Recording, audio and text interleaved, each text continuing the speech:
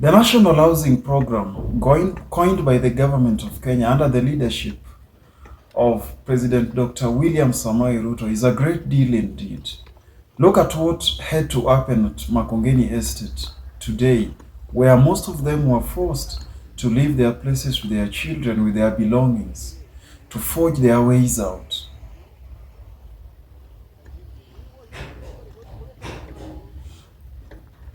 Makongeni Estate, as we all know, borders Kaloleni Estate on the other side, and it's along Jogoo Road.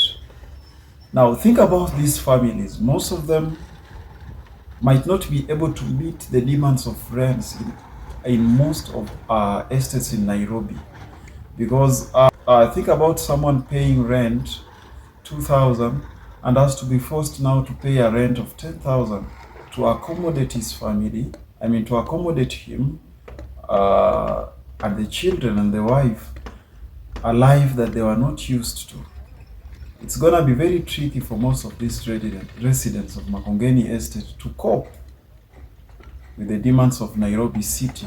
As you all know, we have rent, we have fare, we have transport, we have children going to school. Most of these families will be forced to go back home as they forge their ways out. The National Housing Program is destined to accommodate these families that are being evacuated from their residential areas. The biggest question still remains: the national housing across the country, will they be able to accommodate these needy families from all these ghettos of Nairobi and across the country? That is the biggest question and the biggest challenge to the government.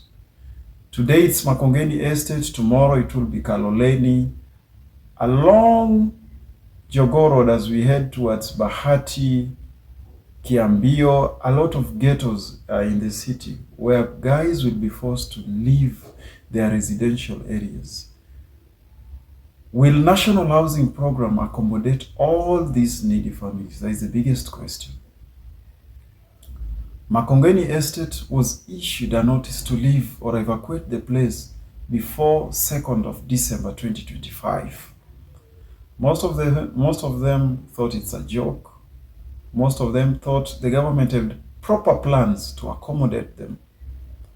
There's a paper or there's a news trending that most of these families were issued, the owners were issued each 150,000 shillings, for which most of them didn't get the 150,000 shillings. The biggest question again remains: will 150,000 shillings be sustainable for most of these families, considering that they have children going to school, they have all other needs? Will 150,000 compensate them as they head towards other estates that need more than what they were used to?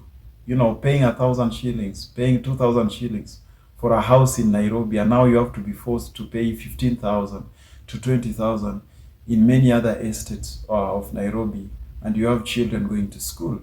It's gonna be very tough. It's gonna be very painful for most of them to bear and adapt to that. That is so alarming, and the government should chip in and see how to sustain them. With the National Housing Program, another question is, will they be able to really accommodate the huge populations that are needed to evacuate their areas as the government takes those tracts of land to put in or to install in the National Housing Program?